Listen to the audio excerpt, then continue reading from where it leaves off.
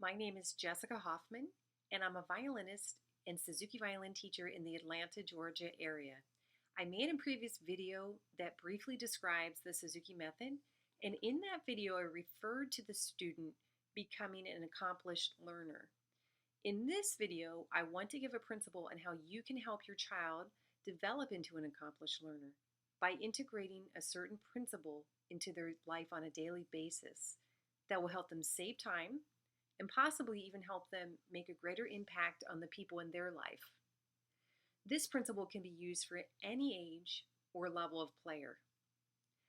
When we find ourselves in situations that feel overwhelming and like we don't have enough time in the day to get it all done, we can feel like we need to let go of doing certain things and cut back.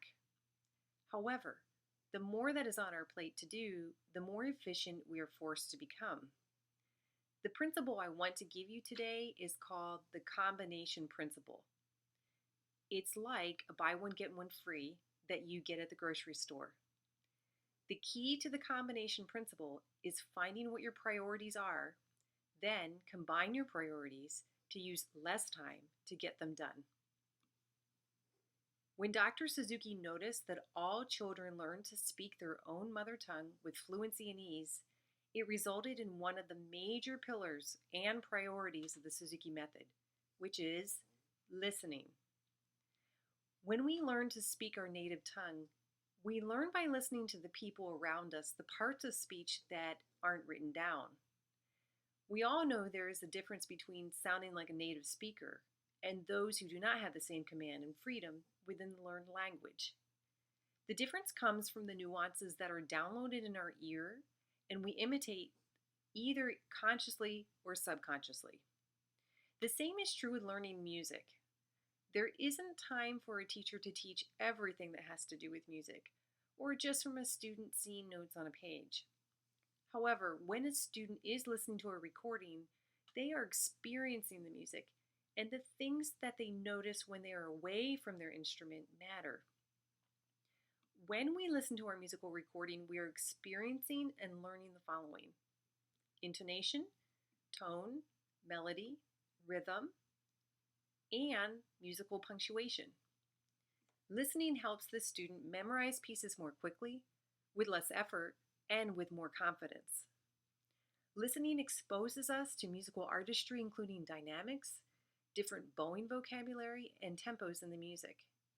Listening ahead to future pieces can build anticipation and excitement in the student to learn and play those pieces. It can also save in needlessly wasting time when a student already has the answer key downloaded in their brain because they've done the listening, and can avoid making mistakes of learning incorrect notes and rhythms and then having to take the time to unlearn them. Listening also keeps review pieces fresh in our minds and in our fingertips readily available. Listening is the easiest thing to do, and it can also be the easiest thing to forget. This is where the combination principle can give you an advantage. Remember, the key to the combination principle is finding what your priorities are and then combining your priorities to use less time to get them done. In the Suzuki method, if we want the benefits of listening I mentioned earlier, listening to our musical recording is a priority. Combine your listening to when you are doing something else. Some families listen to their Suzuki CD in the car. Listening can happen first thing when the students get up in the morning, getting ready for school, during meal times, during playtime, at bedtime, etc. Use the combination principle to get the priority of listening in. A note here: parents are the primary movers in making sure that the daily listening is happening, not the child. Over time, as a student takes ownership, an older child may be in charge of that aspect of his or her violin work with accountability built in. If they forget to listen, they owe their parents a dime that day, or whatever the parents and child agree to. We want to teach the child to be an accomplished learner, and the combination principle is a way to get there. I hope you find this video helpful.